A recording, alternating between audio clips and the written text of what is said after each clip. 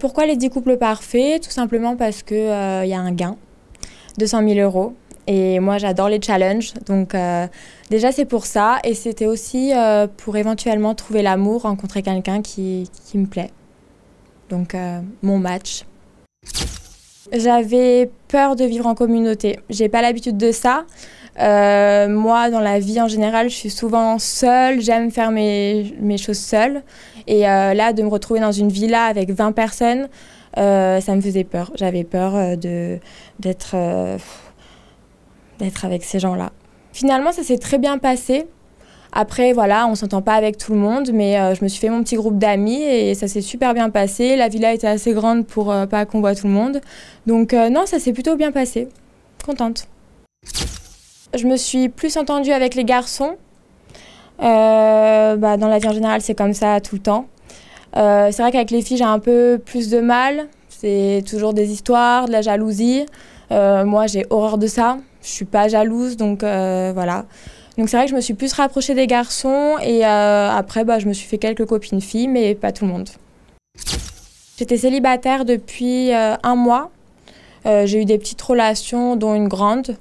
Et voilà, là c'est vrai que j'étais un peu perdue, j'avais vraiment envie de rencontrer quelqu'un et je trouvais que les 10 couples parfaits c'était une très bonne émission pour rencontrer quelqu'un.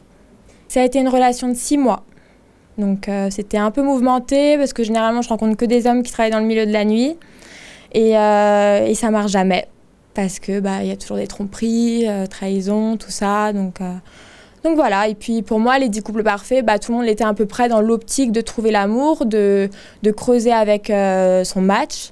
Et c'est donc pour ça que j'y suis allée.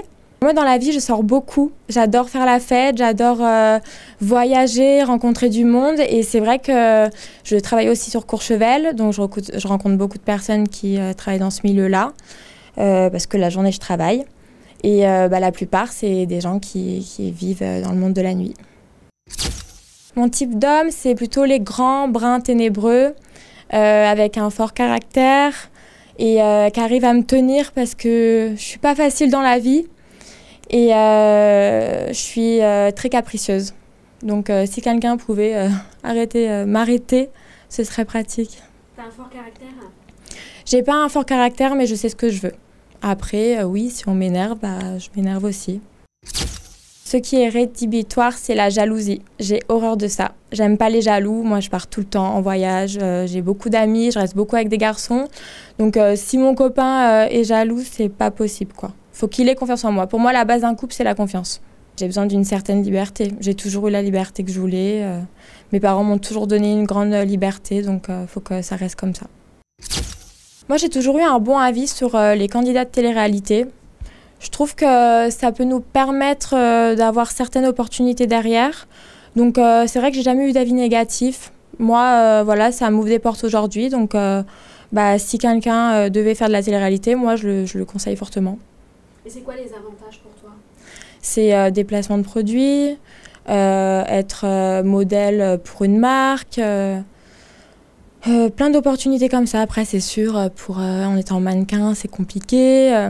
Mais moi qui travaille dans un magasin de prêt-à-porter, ça m'ouvre des portes.